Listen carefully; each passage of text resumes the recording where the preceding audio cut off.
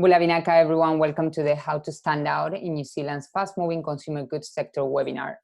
As you may know, this will be the first session of a series that aims to build capability about New Zealand FMCG sector, help Fijian SMEs navigate the category review requirements, and hopefully learn the latest packaging and branding trends in the New Zealand market. We are hoping to run the second event at the beginning of next month, so we'll keep everyone posted on that. Okay, in terms of the New Zealand FMCG retailing sector, you must know that it's highly competitive and rapidly changing. There are a wide range of stores competing eagerly for the consumer FMCG dollar, and the average household in New Zealand spends roughly $170 per week on FMCG items. 2/3 of those are food items, so obviously that makes the competition even greater. Fast-moving consumer goods retailers are defined by the high volume and the low margin nature of their businesses.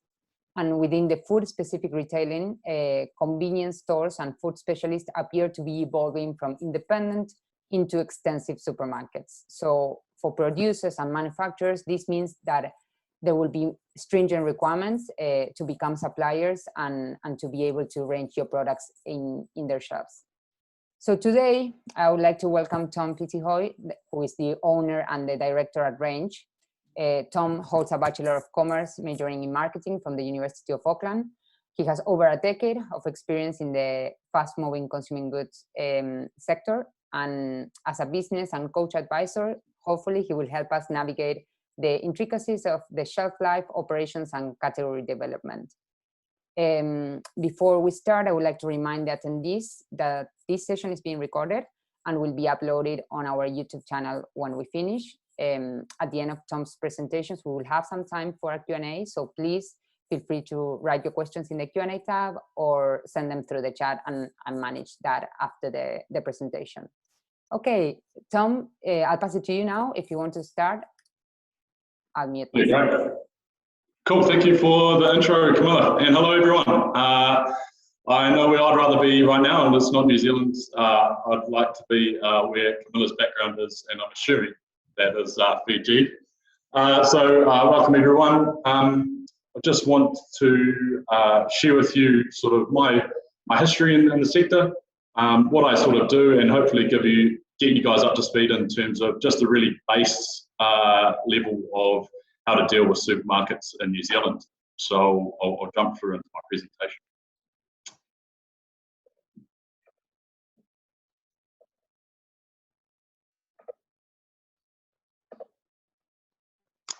Great. All right, so quick little overview. As Camilla mentioned, I've got over 10 years of retail grocery experience. So I've worked with companies, the likes of, big sort of blue chip companies, the likes of Bluebird Foods, the major potato chip company in New Zealand, to fledgling social enterprises looking to launch in grocery. And I currently hold the position of sales and marketing manager here at Dave's Bagels. So I'm wearing a couple of hats today.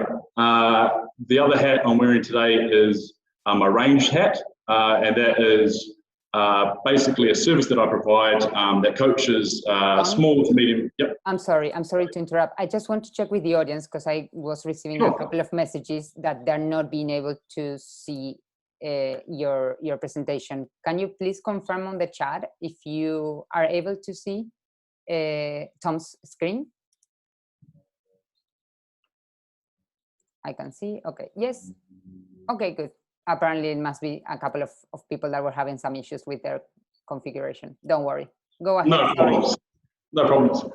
Cool. Yeah. So, like I said, today, coming from a Range lead. So basically, I started Range 2 years ago to help small to medium enterprises excel in the New Zealand supermarket grocery sectors. So that's where I'm coming from today. In terms of today's presentations, Camilla's asked me to sort of focus on educating Fijian businesses about how to get ranged in New Zealand supermarkets. What we'll cover today, so the first sort of half will be a little bit of a basic landscape, and then we'll sort of dive into hopefully a little bit of an interactive session in the the importance of brands, which I haven't actually let Camilla know about, but so hopefully we can facilitate via the Q&A. We'll run through sort of what a category review is and briefly how to succeed, how I can sort of coach and how I help my clients, any Q&As around that point, and then sort of the top 3 takeaways. So I can see Camilla smirking, wondering how am I going to initiate this Q&A. So challenge accepted, hopefully. All right, so diving in the New Zealand grocery landscape. Some of you may be aware there's 2 major players in the New Zealand grocery scene, and each of them serves about 1.6 million households in New Zealand for the total population of over 5 million. And the 2 players are Countdown and Foodstuffs. And Foodstuffs are broken into 2 separate banners that you might know, New World and Pack and Save, as sort of their key focuses. And I'll dive a little bit deeper into that later on. You know, as Camilla said, these supermarkets are really about high volume, not so much high margin. So if you think about e-commerce, it's the opposite. So less volume, higher margin. So that's sort of the difference between the 2 channels. And you know, with the 2 major players, they're focused on mainstream New Zealanders. There's also the entrance of smaller players, so the likes of Barrows or Wilsons, and online-only business called Soupy. And they're focused on more premium ingredients, and premium sort of food and beverage, and emerging products with niches. It's fair to say that New Zealand has one of the most saturated grocery markets in the world, and second only to Australia. So yeah, very limited competition in terms of the amount of retailers in which you can play with. And so that does make it challenging for suppliers if they get into both and then one pulls back, because it does challenge their business operations and the profitability. So something to be aware of. Cool, so stepping into Countdown. So Countdown has 181 stores in New Zealand. They're what we call a head office-based business model. So that means all decisions, all discussions sit with one sort of point of contact, and that is the category manager. They're very well structured. They're very commercially minded, so very transactional, I suppose you could say. So they're the most developed commercially across the sector, really, and they're about 40% of the grocery market. Great, so just to make things a little bit more complicated, Foodstuffs is split into the 2 islands. So there's North Island and then there's South Island. They operate slightly differently. In the North Island, that's 101 New Worlds and 45 Pack and Saves. All stores are individually owned, so not head office driven like Countdown. And they operate a store-by-store selling model, so not all the ranging decisions are made with each buyer at each store. They're probably the least, well, they are the least commercial, and they're probably the more traditional. And what I mean by traditional is they're more focused on relationships opposed to commercially driven, although this is actually changing. In terms of Foodstuffs South Island, you can probably guess it. They're somewhere in between the middle of Countdown and Foodstuffs North Island in terms of you know, how they operate. They've got 40 New Worlds, 12 Pack and Saves. Again, they're all stores are all individually owned, although all the ranging decisions and discussions are had at head office level. So you can, although if you don't get past the ranging person, or if you don't get past the ranging person in Foodstuffs South Island, then you can go store by store, but it is a lot harder that way. Just checking to make sure that everyone's following. All right, now we jump into banners. So what I mean by banners is sort of the brand and the type of store in which they belong. So as I mentioned earlier, Foodstuffs is broken into sort of the core, which is New World, and then Pack and Save, followed by Foursquare. So the differences between 3 banners: New World, it's really focused on fresh and local. So they've got a high focus in sort of their deli sections, their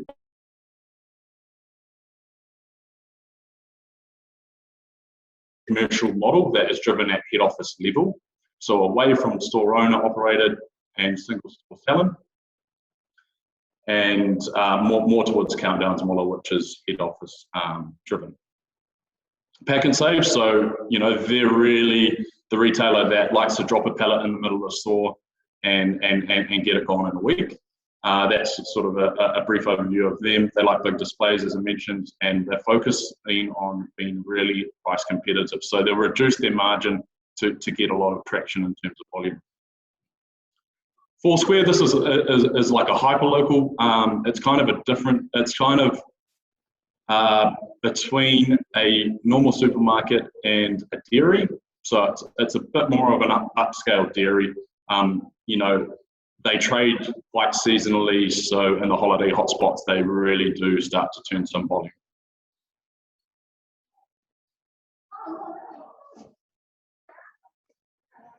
And just taking a little bit of an insight into sort of what do some of these stores look like. So that's your New World on your left.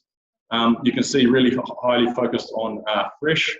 That's at the front of the store. And then with the pack and save on the right, you can see what I mean by dropping a pallet at the end of the displays. It's really, they don't focus on marketing so much. It's just about putting a product in front of people so that they can turn the volume. On the other side, we have Farrow Fresh and More Wilson's. So a slightly more upscale version than New World. There's 6 Farrow Freshes in New Zealand, and they're all in Auckland. And then 1 More Wilson's, which is down in Wellington. They're really focused on high dollar value products. So you might find something, like I'm just going to use Halala vanilla, for example. You might find, a $25 Halala vanilla paste in Farrow Fresh, whereas in Pack and Save, you probably wouldn't find anything above $20. So that's just a little bit of the difference between the retailers. And higher margin, lower volume in respect to the other side of the coin with Pack and Save. And then we've got Soupy. So they're just a new entrance. I think they're about 6 months old now, and they do a just-in-time supply chain model. And it's online delivery only. If you know about the wider sort of grocery landscape and you think out to America, they're running a membership model like Costco. So you pay $150 and that gives you access to super low prices throughout the course of a year. So a slightly different business model altogether.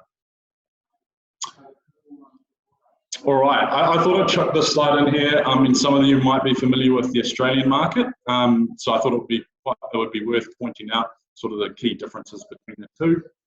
New Zealand is a lot less commercially focused than Australia. Australia is really, really commercially driven. So what I mean by that is all the discussions have to, purely commercial, and it can be, in some words, quite savage. Whereas New Zealand, it's a little bit less. It's more relationships based. Obviously, in New Zealand, we've got less households than Australia, so the volume is not as high. Another real difference that's evident in the New Zealand market is brand. In Australia, private label, so that's your Woolworths home brand or your Coles home brand, is people consider buying that most of the time. Whereas in New Zealand, people don't necessarily like the home brand as much as they do in Australia, so it's a really important point. New Zealand, therefore, is a more sophisticated shopper, so they really like the design, the branding, and that holds good weight with the consumer. In Australia, everything is driven at head office level, so everything operates like a countdown. So all the decisions are made at by one person, and that means that's the difference between getting in 181 stores or getting in no stores. So all of Australia operates like that with that model, except for IGAs, which are a bit more like foodstuffs. As I mentioned, brand holds more weight in New Zealand, so something to keep in mind. In summary, the grocery sector is growing at 9% year on year consistently. So generally higher growth due to COVID. We'd sort of expect about a 5% growth at a total level. It is highly competitive. There are two major players, but then there's the rats and mice. Complex business models is probably the other piece of the key takeout. Head office decision making versus store by store versus online. So complex to serve those customers. But that gives us many opportunities for entry. So that's the flip side of that. We can focus on volume, we can focus on margin, we can focus on quality and unique ingredients, which we'll touch base on later in to the preso. It is shifting times in the New Zealand landscape, and that's been driven through Foodstuffs North Island changing their commercial model. So going from a store-by-store ranging system to a head office ranging system. And what this means is they're becoming more commercially driven, so less relationship, relying on relationships to do deals that we might be familiar with, and focusing really on the commercial transaction piece. So this means that brand becomes more important in the New Zealand sector as a key to differentiate. And here we are. All right, so I kind of wanted this to be interactive. So I don't know, Camilla, if you want to give this a crack, and if it doesn't work, then we can park it. But I think let's give it a go, because brand and marketing is one of the probably one of the most subjective things that we do in our day-to-day operations across any business. So it really is in the eyes of the beholder. Okay. I'll skip forward into this. When we get to the tuna segment, maybe we can start to fill out the Q&A stuff, but I'll work it out. Importance of brand. So strength of brand is about how much a shopper or consumer is willing to pay over and above your competitor. It's about establishing an emotional connection, which, as you know, with any relationships in the real world, takes time. So it is a long-term objective versus a short-term objective. It's not as easy as turning on, activating a price at a $4 price point from $5 price point. It's about consistent messages over time that engage with your core demographic on an emotive level. And I've just put there as well, authenticity trumps everything. As soon as someone in any relationship feels like someone's lying or they're not being authentic, then that breaks the bond of the relationship. And that's how important brand is. We're wanting to create a relationship with our consumer and our shopper. Why is it important in the New Zealand grocery segment? Well, with the movement to more commercially driven retailers, it means relationships are less important.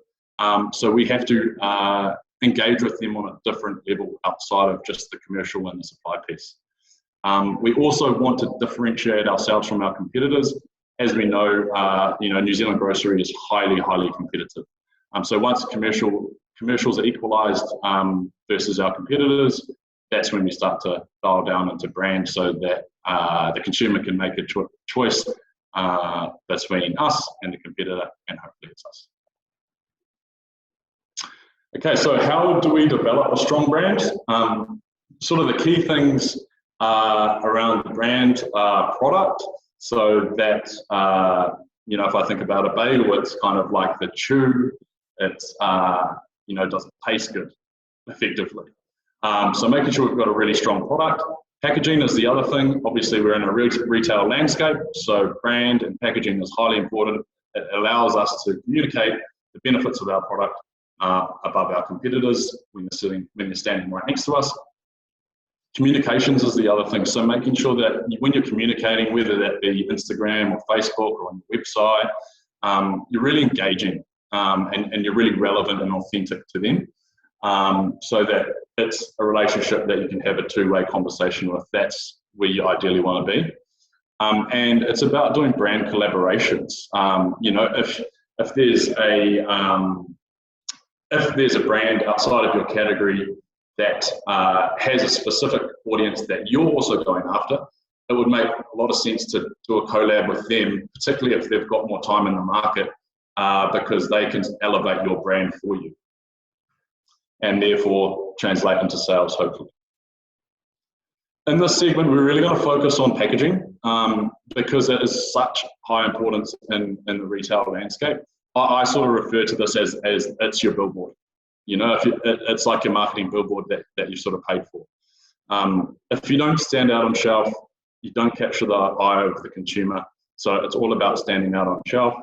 You know, it's about calling out your unique selling points. So that might be, I'm just going to make something up, 20 grams of protein. You know, that might be a really key differentiator between you and your competitor. And then driving emotional connections through sort of branding and the look and the feel to target that shopper or consumer. All right, cool.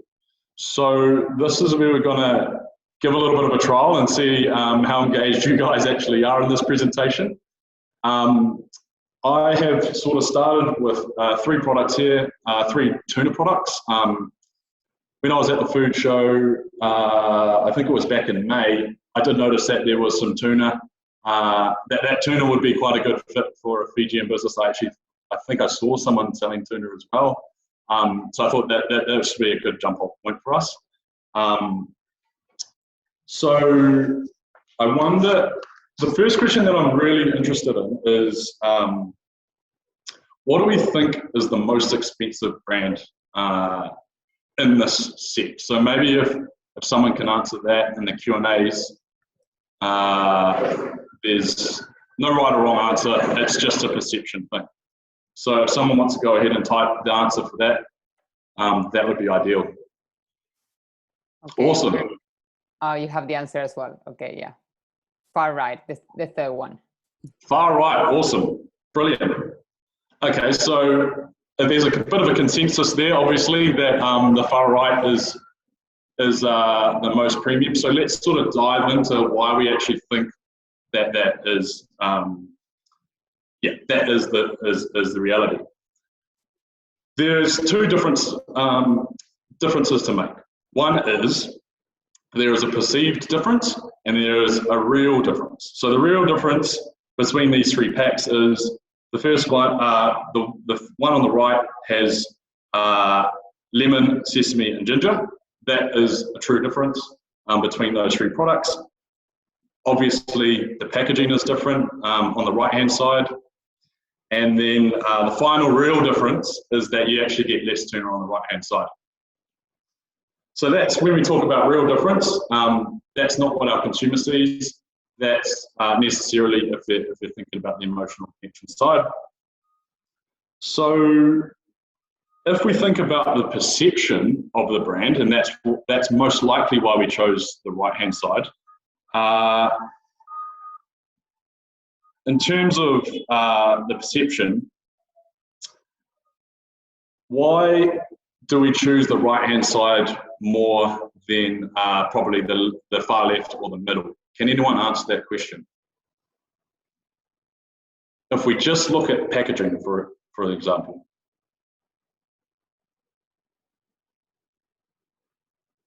There's no right or wrong answers here, guys, because it's your perception.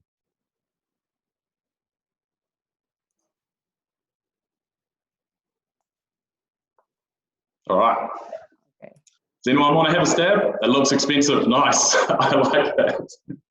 Awesome. So why does it look expensive? One of the key things that it looks, easy to open, exactly. So it looks expensive because it's packaged differently. And because of the color that they use, so because it's white, it seems premium. Because it's sort of soft packaging, it looks premium, and it has a lot of retail space versus the can, which is very small. It's easy to open, so that's a really good one there that was picked out. And yeah, convenience is really, really important when you're talking to this specific market. Whereas can's not really that, easy to use. You've got to use a can opener. Always takes me twice to open a can, so just the ease of use. And yes, someone said it's more attractive to the eye. So what we've actually dialed up on this pack is the flavor profile. So you can see it's a freshly cut lemon, it's freshly sliced ginger. So that's what attracts it more than the cans, I would say. Cool, some good information there. Lastly, I just wondered then if we can segment these consumers into each one of these brands. Now, this is going to be a little bit challenging. Maybe we start with who we think the brand Sealord on the far right-hand side, the premium brand, who are they trying to target? So what sort of income would they be? What sort of,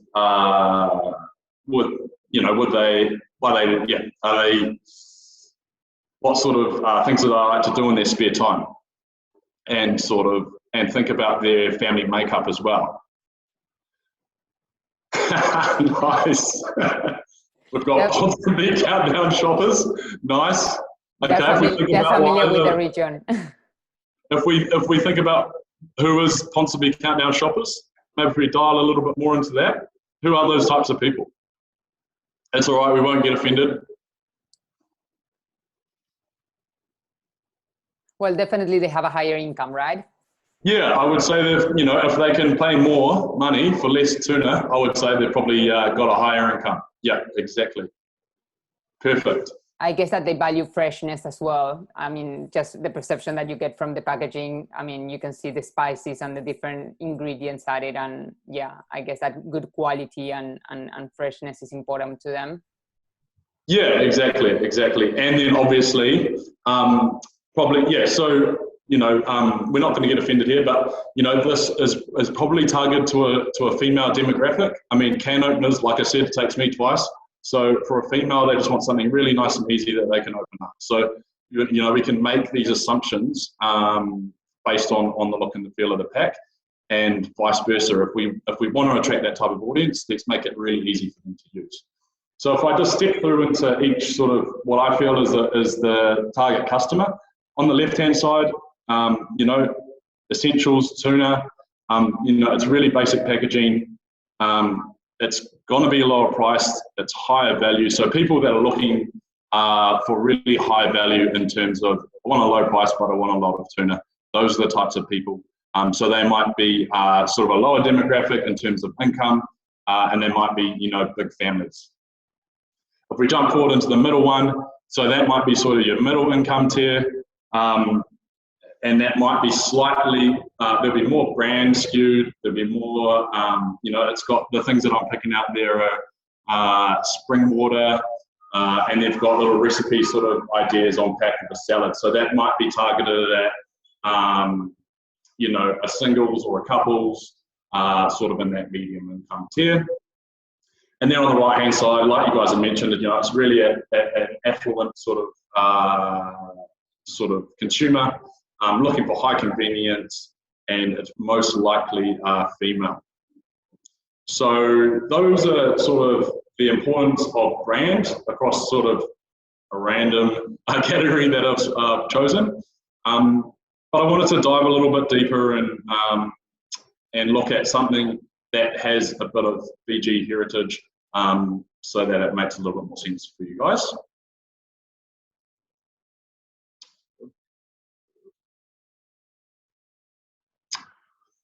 All right, so this is Daily Good. Some of you guys might be familiar with it. It's a beverage-focused company focused on immunity shots, so it has 7 shots per bottle. It's a natural and organic. It has natural and organic ingredients. It actually calls out organic Fijian ingredients in front of pack. You can't quite see it there, but it's got organic Fijian ginger and turmeric. And then when I was looking on the website, they also do the Ranadi, sorry guys, pronunciation's not that great, organic story there in Fiji, and they also do donations to Cure Kids Fiji online. So I wanted to do a little bit of a deep dive into sort of the brand story around Daily Good. And again, let's jump into this sort of Q&A side.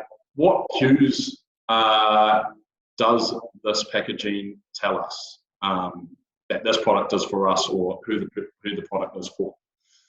So if we look at the overall packaging.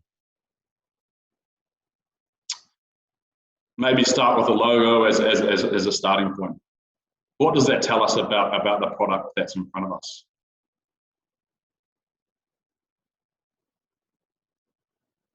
I guess you associate it with a remedy or something that will be good for us, definitely. Yeah, so that's right. So if we think about the use of the cross in some senses, you know, we see that, yes, someone's picked it up there, Melanie, thanks. You know, the association with a cross, you know, we usually think hospital or we think chemist, so that to us screams health. So it's that symbolization of health that says, okay, this is a health type treatment. The other things that I sort of picked up were the colors. You know, they're quite vibrant, so they're quite energy inducing. So that sort of emanates through the branding of the product, that it's health and it's high energy, sort of in terms of it'll make me go further for longer. The other things on this as well, can someone talk about the packaging, for example? What might that tell us about the product?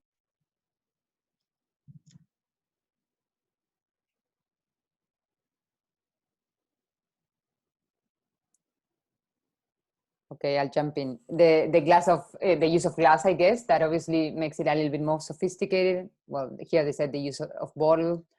I guess that yeah, I mean, definitely in terms of perception, it looks very sophisticated, or more sophisticated, and I guess that it also appeals to the eco-conscious buyer that don't want to buy plastic. Exactly. Yeah, that's exactly right. So even the tin lid and being white, you know, it's really really clean, and the glass bottle just lifts that premiumization of the product. The other sort of things that I picked up on the packaging front, you'll see there, it might not be that clear to you guys, but there are award labels at the front. So that gives us the association of trust. So, okay, someone has found that this, you know, this award has given them this award. So that means that the brand is trustworthy. So that's probably the ones that you see the most are on wine bottles. It's the same sort of association. So, okay, cool. Someone has validated that this is a trusting or a high quality product. And even daily good, you know, that speaks to, okay, what do I do in terms of consumption? Okay, I need to have this drink daily, and what does it do? It's really good for me. So even down to that naming convention, you know, it's usage daily. So I need to have a shot every day, gets me into the usage pattern, and then good in terms of, in terms of it's good for me. Cool, hopefully that's right. Got a question here. Tom, do you have any thoughts on using different types of shaped bottles to consumer perception? I'm glad you asked that question, because that is actually my next slide. So, yeah, I mean, you know, the more, it depends on the consumer. You know, if, you know, I look at Just Juice on the far left-hand side, it's a huge bottle. I think it's 3 litres. You probably can't tell from the picture, but I'm sure some of you have drunk Just Juice before. So, you know, what that says is, you know, I'm really looking for value. It's plastic, so, you know, it's portable. If we're thinking about who's the consumer, it's most likely going to be a family, so portability and, you know, knocking a Just Juice bottle over opposed to a Daily Good bottle, it's not going to be the end of the world. There's not going to be any breakage in glasses, so it's quite family friendly and robust. So hopefully that sort of answers that question. If we look sort of across the range and we look at the other two products on the left-hand side, Just Juice, I've sort of mentioned some of those key call-outs. If we look at, let's just go for the middle one, what are we sort of, what's jumping out at us that might be higher priced than Just Juice?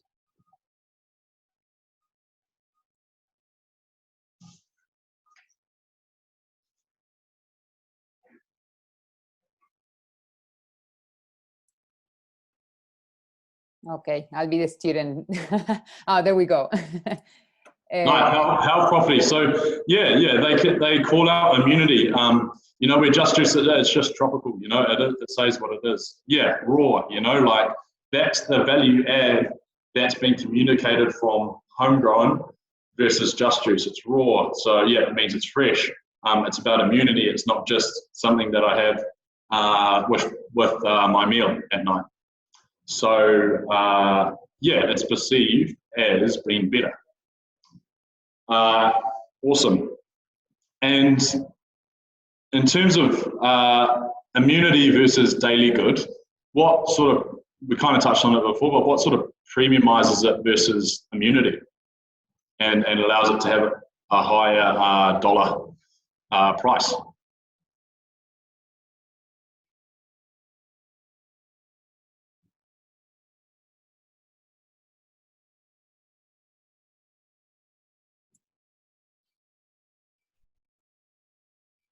Yeah, so clean packaging, you know, yeah, glass versus plastic, exactly. So if I just look across the full spread, the one that I know that sort of screams out to me that it needs to be in the chiller is the one in the glass bottle. So if it's found in the chiller, it's perceived as being higher value than if it's just on the shelf. So that's another perception element there as well. I'm sure daily good is actually better than just juice. But these are what we're talking about, brand perceptions and the message in which they're conveying. So if we think about who each consumer type is, it is a bit small for the homegrown. Sorry about that, Ram. So if we look at each product, who do we think the demographic is on each of those? Just pick one and punch it into the chat. Like I said, we won't get offended.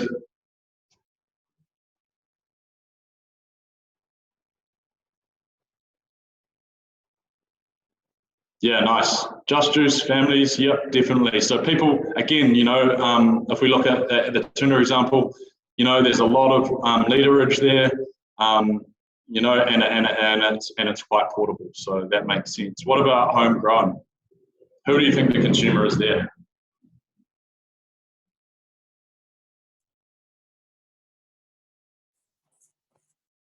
Yeah, both on the right are health conscious, I'd say so. So both pointing out immunity on the packs. I feel like with the homegrown as well, Tom, I mean, you can imagine maybe a mom buying this for the kids, you know, being conscious about the health and the benefits that the juice might have, but obviously having a packaging that is a little bit more friendly for kids, maybe to take for lunch boxes or things like that. Yeah, I would say it's kind of that medium to high income sort of your high to medium income families that aren't as big as the Just Juice families. And then in terms of daily good, you know, that might be targeted at a sort of slightly older demographic, you know, that wants all natural sort of vitamins, you know, in their food. And it's more about the benefits opposed to the taste, whereas just juice is the other way around. You know, just juice is all about the taste, not about the benefits. You know what I mean? Yeah, and that's another good point out from Ram. So, you know, they're showing the amount of ingredients that are, Just Juice and homegrown both show the amount of ingredients that are included from a visual aspect. So something that we did see as well with some of the tuna, with some of the tuna examples before, and maybe something that Daily Good could look at maybe at the back of pack or something like that. So, yeah, good. Good point out there, Ram. Cool. All right, to summarize, thanks guys. Really great to get the feedback. It's always hard, I know, over Zoom to type in the answer. You're always worried about getting it wrong, but and thanks for participating in that section. The importance of brand. So in summary, you know, it's critical to understand who your target customer is, so that you can appeal to them with the branding on all levels. and I know we mainly focused on packaging there. Brand tells the shopper or consumer, this product is for people like me. It differentiates yourself from competition. You know, packaging, like I said, is highly important in the retail space. It's your billboard. Think about the shopper and consumer first whenever you're doing any branding, even any product development. When I think about product development here at Abe's Bagels, I'm always thinking about the consumer first. Be authentic and build your brand consistently with your communication over a sustained period of time.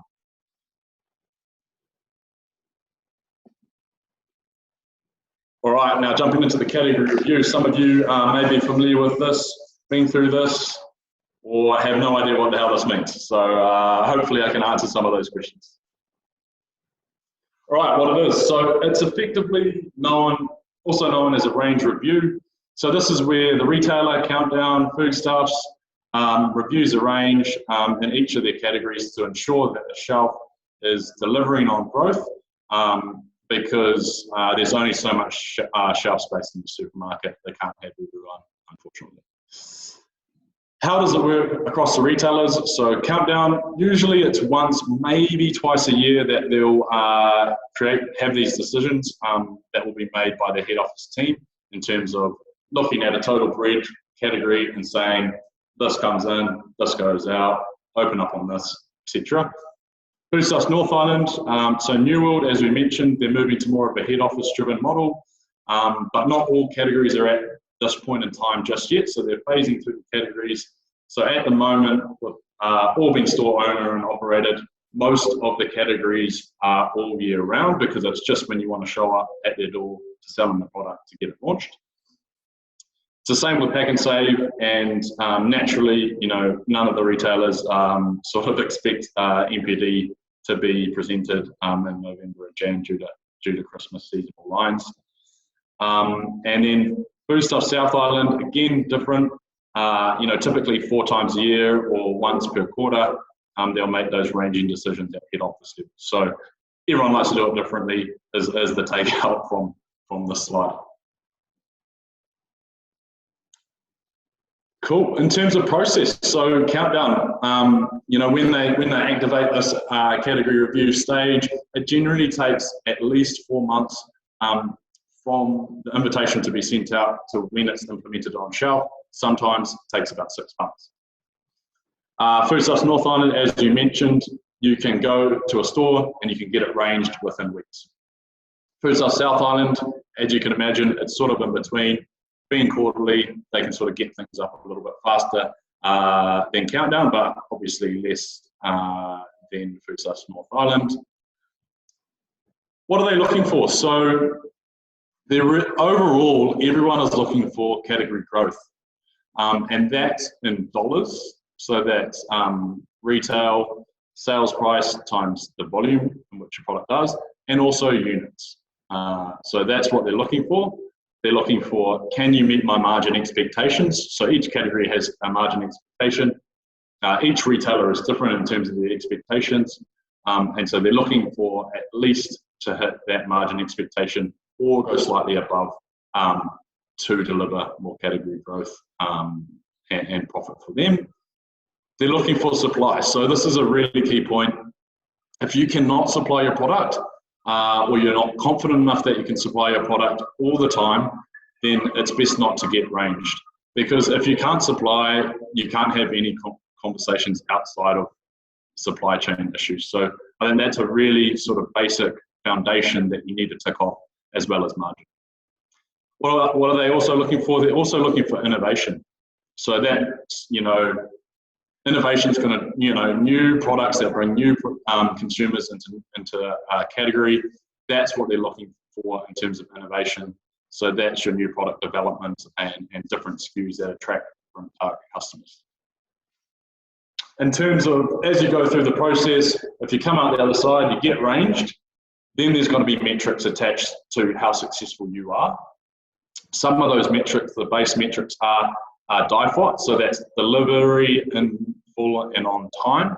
Like I said, supply is really, really important to the retailer. So yeah, delivery in full and on time is a metric that you need to be hitting, and that is at above 98%. Wastage, so that is any sort of credits that don't sell that go past the best before date and expiry date. In Australia, they do reduce to clear, so as it's coming up to date, they'll reduce the price. In New Zealand, not so much. So that's something to be wary of. So you can't just pump up the supermarket, leave it there, expect it to sell, and not worry about it because they'll be knocking on your door if you're pumping too much product there and it's not selling. UPSW, so that's a metric, volume or rate of sale metric.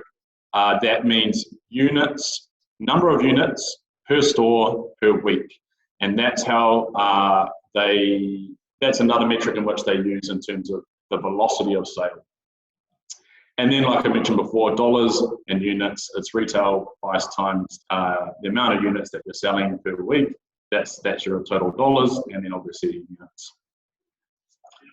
What do you need? So understand the timelines to present. That's the critical piece. If we've got a 4-month or a 3-month process, we want to understand, okay, when is this coming up for review?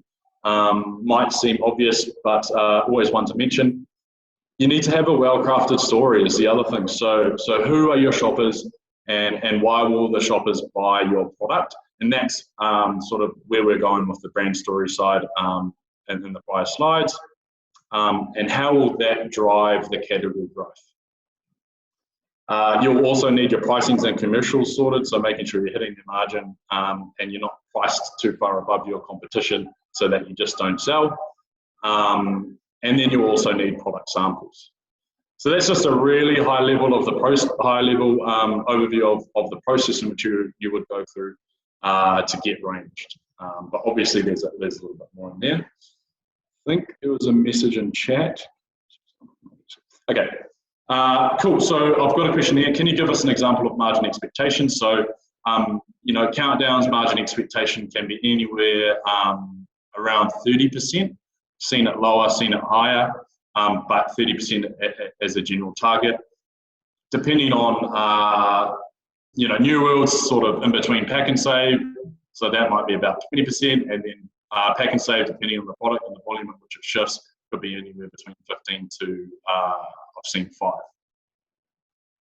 So it really depends on the category, and it really depends on the banner, and it really depends on the volume. So quite a hard question to answer, but they are usually quite forthcoming with that.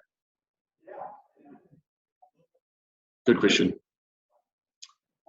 Cool. All right, this is sort of a little bit about me, how I can help as we come towards the back end of the presentation.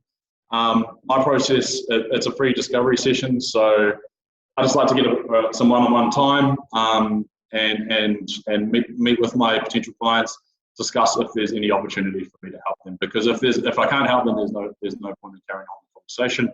That's always free. And then my process is a business plan. So understanding all aspects of your business, how will you deliver if you were going to get into supermarkets. So that's like things starting with vision and mission, all the way to marketing, route to market, like how are you going to get your product there, what things do you need to consider, competitor analysis, what analysis, and forecasting what's the size of the opportunity. Then I do another day which is around pricing and margin. Obviously with the retailers being very commercially savvy and increasing that capability, pricing and margin is really important. Obviously more important for us because we're trying to run a business and we need to be profitable, otherwise it just doesn't work. And the other side of profitability is the variable costs. So looking at your cost of goods and any freight in terms of the variable costs associated with getting your products to market. And then I go on to a retailer growth plan off the back end of that day. And that is all wrapped up nicely with some objectives and key results. After that sort of initial process, then it moves into a coaching element. So where we sort of review, we set some objectives and those are reviewed quarterly together, and any support that you need between that time that's all lined up from a coaching perspective. So if you want to know anything more, then just flick me an email. I'm sure Camilla will send out the presentation as well as my email after the meeting. So yeah, please feel free to reach out if you have any questions or if you wanted to catch up. Awesome. Q&A. Yes, Tom. I mean, we have some questions here. I'm aware of the time, but I think we'll have some time to answer a couple of these. There's one which is very interesting that says, with the unique selling point, is the key differentiator that it's from Fiji enough, or more is needed when you're telling your story or your brand story? Yeah, so I think, yeah, it's a really valid question and a good question. So what I would say is, if we take Daily Good, for example, they're not leading with it's from Fiji. So that's where we should take our cue from. I mean, they've been in the market for a number of years now, successfully. So we should take the cue from them in terms of how the market reacts. So they're not, yeah, this is probably not going to be a very good example, but they're not calling it Fiji water or Fiji immunity shots, as some people have branded Fiji water. So it's in addition to, so this is a really good product for X, for this consumer, plus it's from Fiji and it's organic, or it's, yeah, a benefit from Fiji.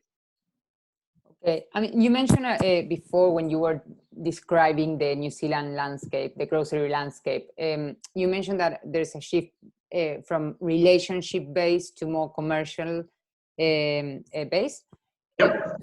From your experience, I mean, because this was very interesting even for us as an office. I mean, I'll tell the attendees that, I mean, when we first started working in New Zealand, we obviously had to explore the different retailers and navigate all the differences that you so well explained. But is it, I mean, is it better or worse? I mean, is it more challenging for brands if it's more commercial than relationship based? What's your opinion? It's a really hard one to answer. You know, I think it's just a personal preference, to be honest. So I think, you know, if you're really good at relationships, then obviously you want, and forming those strong relationships, then obviously you want that to be at the forefront of all your sort of interactions. But if you're commercially minded, I don't mind either way, to be honest, from a personal preference point of view. I think the commercial aspect is good in one respect because they can be honest about where you sit and how you're performing, and it's open for everyone to discuss. So I think it's nice and transparent. And then with the relationship side, you know, the flip side of that is sometimes it can be a little bit of cloak and daggers with relationships. So it depends on how good you are commercially and whether your preference is being commercially minded or relationship based. But at the end of the day, if you want to run a strong business, you have to have commercial foundations. So that underlies their business, it should underline your business as well. Cool. We have one more question that is quite interesting as well. It says, with Daily Awesome. being targeted for the health conscious as opposed to just juice, do they risk alienating those that would be targeted by just juice? Is it possible to target all demographics, or is it better to focus on a specific target audience and really understand that audience? Yeah, that's a really, really good question. And yeah, what I'd say to that is you can't be everything to everyone. And I think you have to start, you know, you might start off with a target customer and figure out, hey, this customer is actually buying. And that's generally what happens. But you've got to start with your early adopters, those people that are going to be passionate about your brand from day one, because they're the people that are going to tell people about your brand. And the best form of marketing is, as we know, word of mouth. So, and that's because it's free and because it's usually a friend of theirs, so that tells them, and so that's a trusted relationship that they're putting the hedge on. So I think, yeah, you can't be everything to everyone is a key thing. And where you focus might not necessarily be where you end up, but you've got to start somewhere, right? No, definitely. And even, I mean, with your example before, I found it quite interesting with the tuna one, that I mean, what people also need to understand is that, of course, premium packaging or good visuals or a great design could be very beneficial for your brand, but there's also an audience for everyone, for every item, right? Because I mean, in the case of the tunas, I realized that, for instance, myself, let's say I can pay a higher price than the home brand, I would still buy a tin rather than a plastic packaging, you know? So it's interesting that it's not always the most beautiful one or the most premium one would mean that everyone would go for that one, right? Yeah. And in terms of packaging related to that, I mean, you obviously mentioned that Pack and Save offers lower prices and put less into expensive marketing and the branding and the setup of the stores, I guess.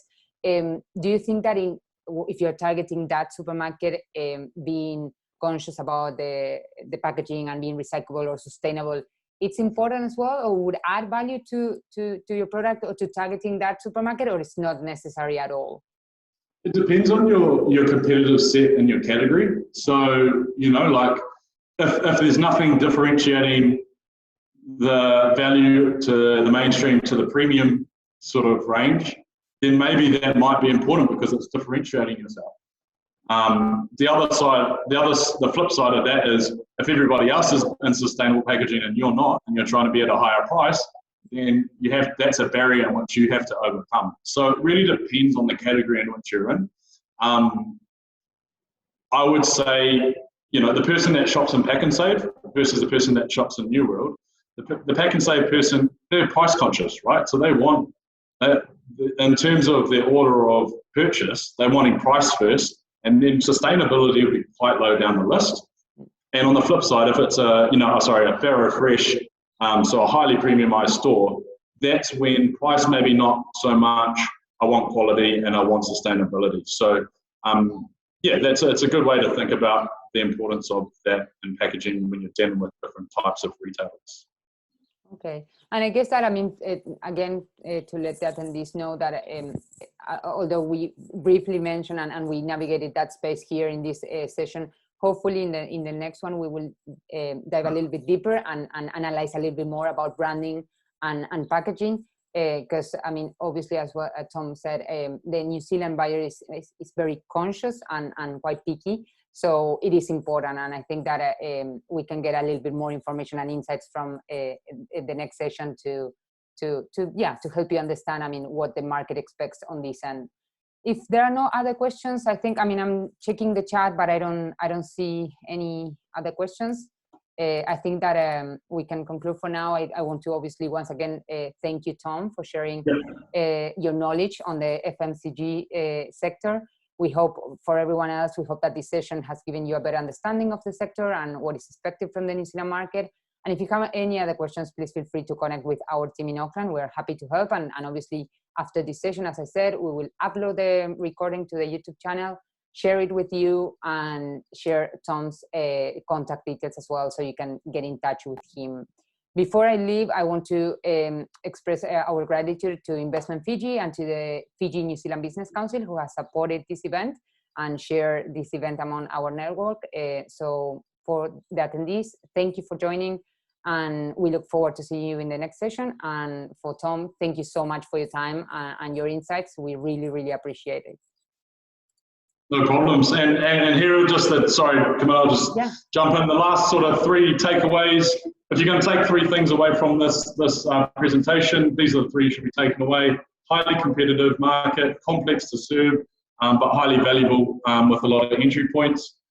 Brand is important, like you mentioned, Camilla, and also focusing on who your target shopper and consumer is to deliver category growth are the critical points. So, yeah, thanks again for having me, and hope you guys enjoyed. Excellent. Thank you, everyone. Binaka Bakalevu, and have a great afternoon.